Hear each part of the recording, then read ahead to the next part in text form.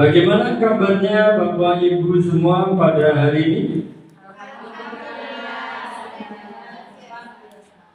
Ya, belum kembali.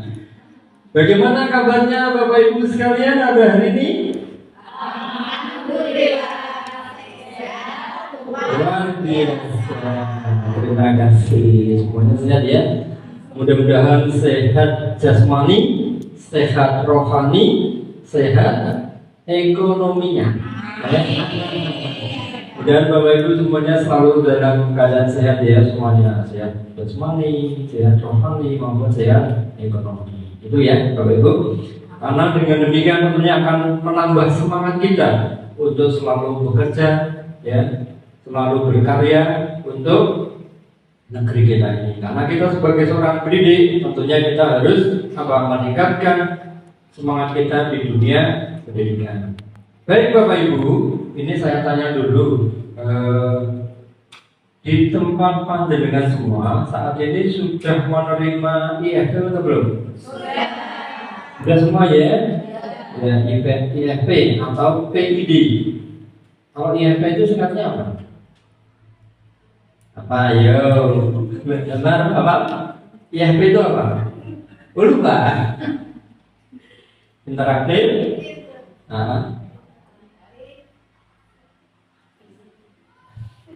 Apa? Iya, interaktif panel atau PID apa itu? Papan interaktif digital. Ya. Iya bahasa Indonesia nih. Bahasa Jawa nih HP gede gitu ya. HP ini kan gede. Ya, semuanya saya yakin di sekolah sudah punya semua. Ya, sudah dimanfaatkan apa saja ya? Game edukasi, game interaktif. Ya, punyanya Bu Nanda Bandung ini digunakan apa Mbak? Sudah sering digunakan di sekolah ini. Sudah ya, ya. Digunakan untuk apa saja? Kelas 1 ini ya, ya kelas 1 untuk apa? Gambar mainan, ada lagi. Speaking, pakai YouTube ya, bisa ya. Kemudian ada lagi dari SD mana ini? SD Bolo 1, Bolo 2. Pembelajaran, ya contohnya apa ini? Oh, matematika ya lagi. Oke ya. Terus kemudian Bapak Ibu, ya di samping bantuan IFP, Bapak Ibu juga menerima apa lagi? Laptop ya. Laptopnya namanya apa? DAC ya. Bukan DAK loh ya, tapi DAC ya. Ini adalah laptop khusus bantuan dari pemerintah untuk membantu proses belajar mengajar. Ya, kalau di sekolahnya kok kekurangan laptop untuk barang apa bus ya nggak apa-apa. Sebenarnya ini bantuan nantinya untuk apa? Kegiatan pembelajaran. Ya, di samping apa ini laptop DAC juga ada satu lagi apa? Hadis. Ya. Nah, hadisnya sudah dibuka Bapak Ibu. Isinya apa ya? Isinya apa? Isinya kalau muatannya mungkin 1 tera ya. Isinya apa? Rumah pendidikan atau di sana ada ruang murid. Ya, rumah pendidikan nanti pelajaran bisa lewat browsing. Berarti ruang murid ini bisa dibuka dengan 2 cara. Ya, cara yang pertama menggunakan web terkoneksi dengan internet. Ya, cara yang kedua bisa menggunakan hadis tadi. Hadis eksternal itu isinya aplikasi ruang murid. Nah, itu tidak usah menggunakan internet, tidak apa-apa. Ya, jadi kalau Bapak Ibu nanti akan menggunakan ruang murid, ya seandainya kok di sekolahnya internetnya kurang bagus atau pas WiFi-nya ada trouble, itu Bapak Ibu tetap bisa belajar menggunakan ruang murid, menggunakan apa? Harddisk. Itu ya. Ini harddisk itu tidak hanya untuk laptop bantuan saja. Di laptop semua pun juga bisa. Makanya nanti silakan Bapak Ibu ya, aplikasi itu dipindahkan di laptop yang lain. Tentunya yang punya kapasitas tinggi ya. Kalau laptopnya tinggal 5 GB ya jangan, karena itu lebih dari 5 GB. Gitu ya. Nah kali ini Bapak Ibu kita akan praktek nanti apa sih isinya di ruang murid. Sudah berapa kali mengeksplor Bapak Ibu? Sudah beberapa kali membuka-buka ruang murid? Tak terhitung tentunya ya. Di sana apa? Banyak game juga. Ada lab juga. Ada materi pembelajaran, ada soal latihan dan sebagainya. Nah, sekarang kita akan mencoba menggunakan ini IFP kita manfaatkan untuk belajar di ruang murid. Saya mohon Bu Dana bantu bisa membukakan rumah pendidikan. Ruang murid itu letaknya di mana? Ya.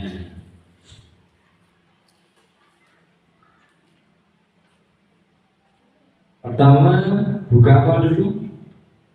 Ya Google-nya atau Chrome browsernya. Kemudian diketik rumah pendidikan. Oke. Yes. Nah. Oke.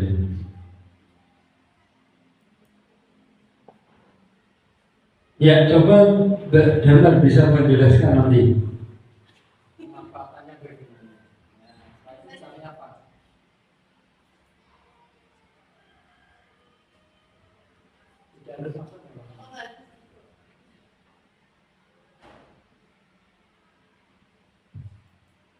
Langsung searching saja ruang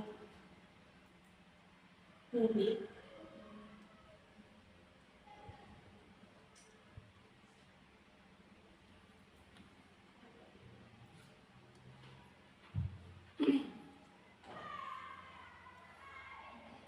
Nah, biasanya ada sumber belajar diakses. Biasanya yang sering dibuka yang ini.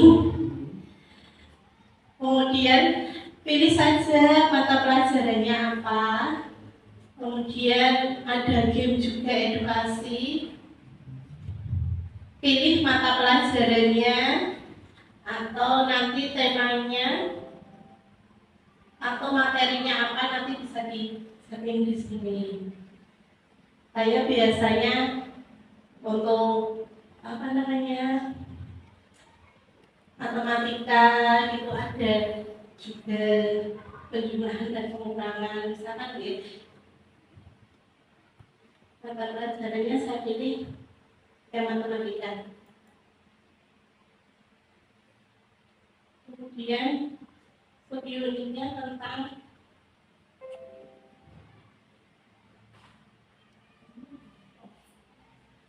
langsung saja kalau petualangan ada, nanti ada materinya, bilangan baca, bisa untuk penjumlahan dan pengurangan juga ada. Biasanya ini untuk anak bisa mengaplikasikan langsung ini gitu.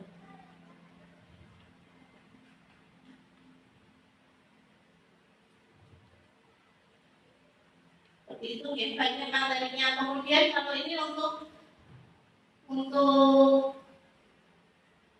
game ya, yang lainnya juga ada. Di ruang murid biasanya juga ada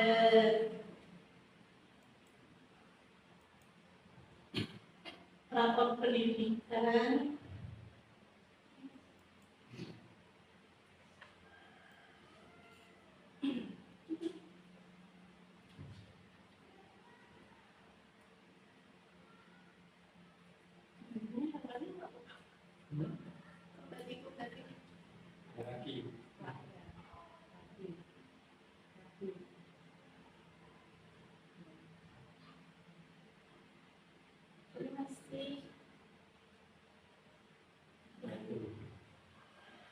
mengakses rapor pendidikan sekolah juga ada latihan-latihan soal, nanti ada sumber buku juga, sumber buku materi. Kemudian nanti kalau ini untuk lirik dan lagu biasanya untuk bernyanyi bersama. Kalau saya biasanya mengaksesnya ya sumber belajar ini karena banyak materi-materi game dan juga latihan-latihan soal, tapi bisa interaktif dengan siswa. Kurang lebihnya seperti itu. Mungkin yang lainnya. Iya, terima kasih. Tepuk tangan untuk Mbak Damar dari SD 2 Ngongkrong. Ya, cepat sekali Bapak Ibu. Tadi untuk browsingnya, yang pertama tentunya kita buka di browsernya. Browser itu bisa menggunakan Edge, bisa menggunakan Mozilla, bisa menggunakan Google Chrome dan sebagainya. Ya.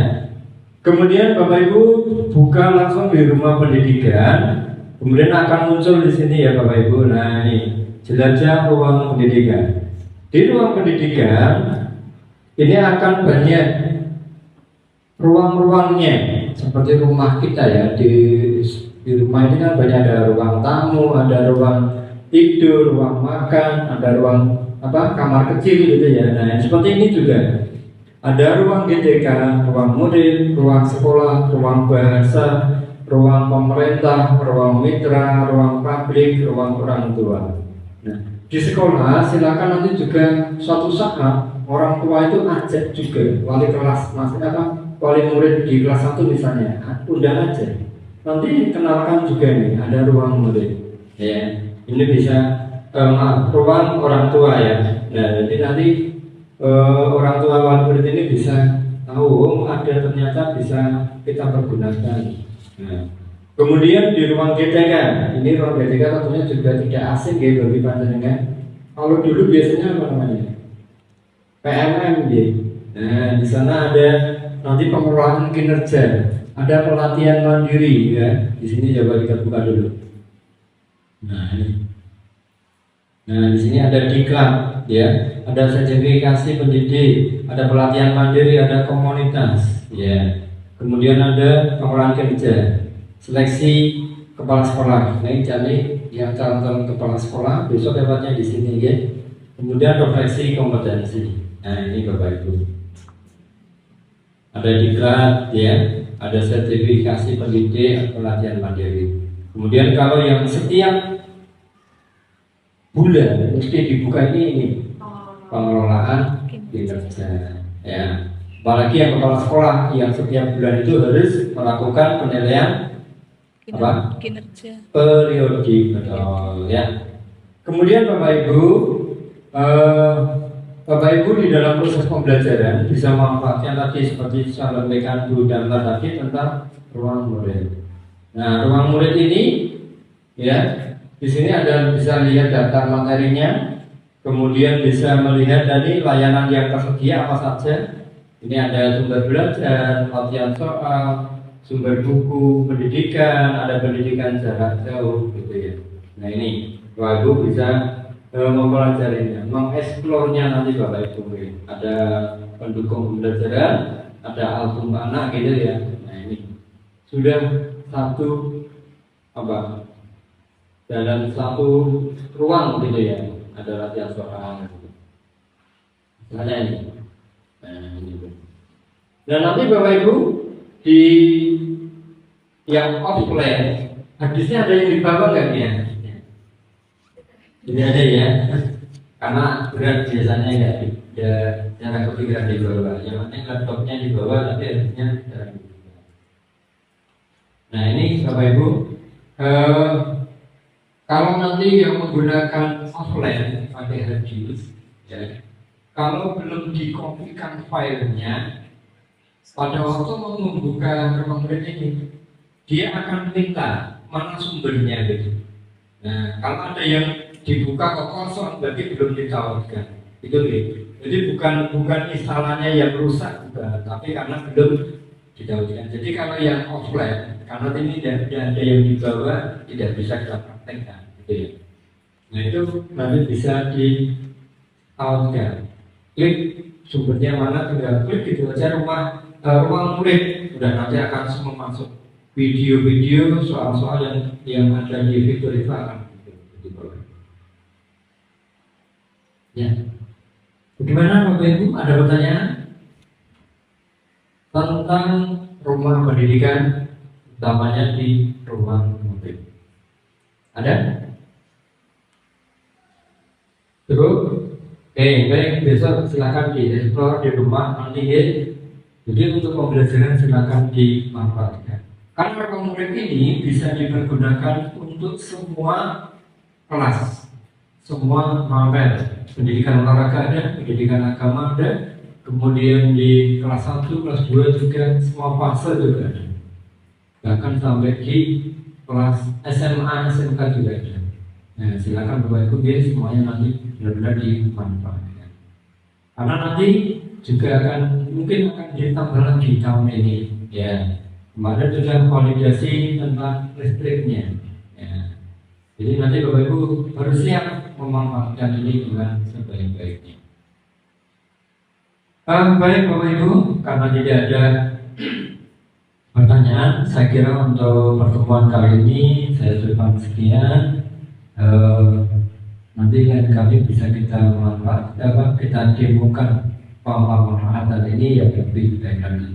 Bagaimana cara pemanfaatannya?